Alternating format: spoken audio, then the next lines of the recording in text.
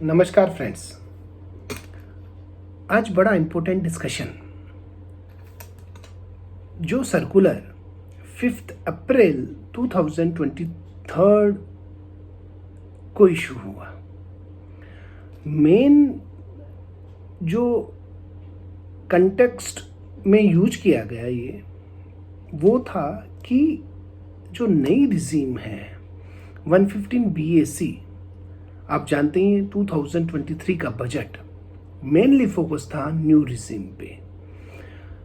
अब कई कंफ्यूजन, कई एसएससीज, एम्प्लॉई मेरे पास फ़ोन भी कि भाई सर हमें सबमिट करना है क्योंकि टीडीएस अप्रैल के बाद में कटना शुरू हो जाएगा, तो हमें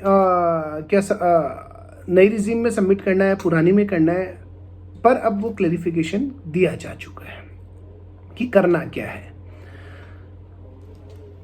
सर्कुलर 2020 सर्कुलर 1 इशू हुआ, इसी तरीके का क्लैरिफिकेशन, उस पर भी कई क्वेश्चंस थे मेरे यूट्यूब वीडियो पे। अब भी शायद आपके दिमाग में कई क्वेश्चन होंगे, उन्हीं का आंसर करूंगा।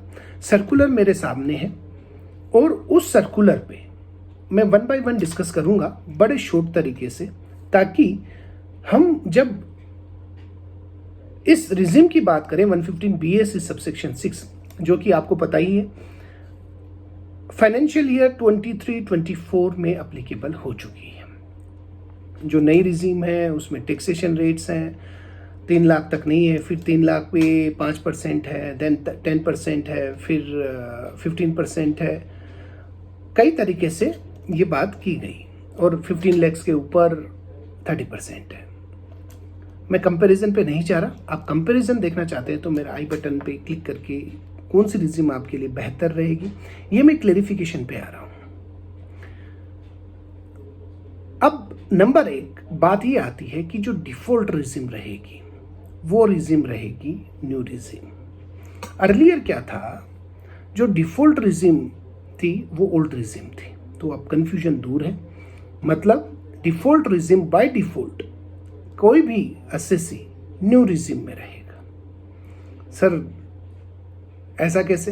बिल्कुल ऐसा ही। अगर आप इससे बाहर आना चाहते हैं, यानी कि आप डिडक्शन ऑप्ट करना चाहते हैं, कई बेनिफिट्स जो डिडक्शन एग्जम्पशन के लेना चाहते हैं, तो आपको इस रिजिम से ऑप्ट आउट करना रहेगा, यानी जो सबसेक्शन 6 है 115 BAC का, उससे बाहर आएंगे आप।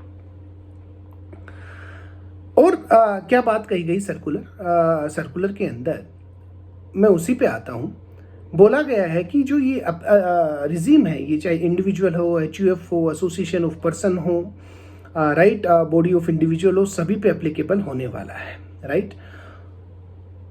अब डिफॉल्ट रिजीम में आपको बता चुका हूं, अगर आप इससे बाहर जाना चाहते हैं तो आपको ऑप्ट आउट करना पड़ेगा। डिफॉल्ट से आप समझ चुके, मतलब बाय डिफॉल्ट आप इसी में रहेंगे। अगर आपने कुछ लेट्स अज्यूम, अगर आप एम्प्लॉई हैं, अगर आपने कुछ डिक्लेयर नहीं किया कि भाई आप ऑप्ट में है या मतलब opt in the sense new regime में है या ऑप्ट आउट हो चुके हैं, तो बाय डिफॉल्ट आपकी न्यू रिजीम रहेगी। अर्लियर इसमें ओल्ड रिजीम होता था, राइट। बात ये आती है कि क्या हर साल हम ये रिजीम ऑप्ट आउट, पहले तो ऑप्ट करना पड़ता था, अब ऑप्ट आउट क्या हर साल कर सकते हैं ऑप्ट आउट? जी कर सकते हैं, एक्सेप्ट द पर्सन और SSC those who are having business income. तो ये भी बड़ा क्लियर है कि आप इसको हर साल ऑप्ट आउट कर सकते हैं।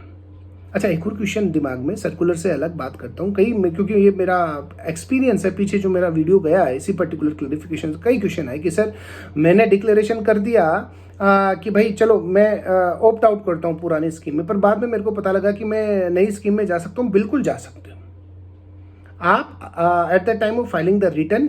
ये फिर वापस जो रहेगा, क्योंकि बाय डिफॉल्ट रिटर्न के अंदर भी मैं जहां तक समझता हूं इस साल का जो आने वाला है, बाय डिफॉल्ट आप न्यू में ही रहेंगे, तो वो रिटर्न आप भर सकते हैं। तो कोई घबराने वाली बात नहीं अगर आपने गलत भी भर दिया। अब एक और क्वेश्चन आता है कि साहब मैंने एम्प्लॉयर को दे दिया, पर मैं एम्प्लॉयर से टीडीएस को चेंज करवाना चाहता हूँ कि न्यू रिजीम है।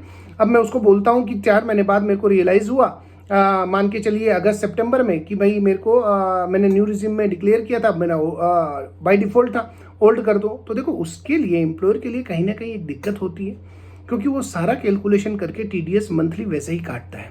माइट पॉसिबल वो आपको एंटरटेन ना कर पाए इस केस में, तो आप at the time of filing the return आप ऐसा कर सकते हैं, राइट। अब बात आती है कि डिडक्टर, एक और क्वेश्चन आता है कि डिडक्टर को कैसे मालूम चलेगा, तो वो मैं आपको ऑलरेडी कन्वे कर चुका हूं कि एम्प्लॉई एक डिक्लेरेशन देगा, अगर नहीं देता है तो बाय डिफॉल्ट न्यू रिज्यूम में रहेगा और टीडीएस कटेगा। ये आपको मैं पहले क्लियर कर चुका हूं। अब बात आती है कि पुराना वाला जो सर्कुलर, क्योंकि इसी से क्लेरिफिकेशन से रिलेटेड था, उसका कोई रिलेवेंस नहीं है, अब सुपरसीड करेगा, ये सप्रेशन हो गया उसका। अब हमारा जो ये सर्कुलर है, circular number 4 2023 issued on 5 April 2023।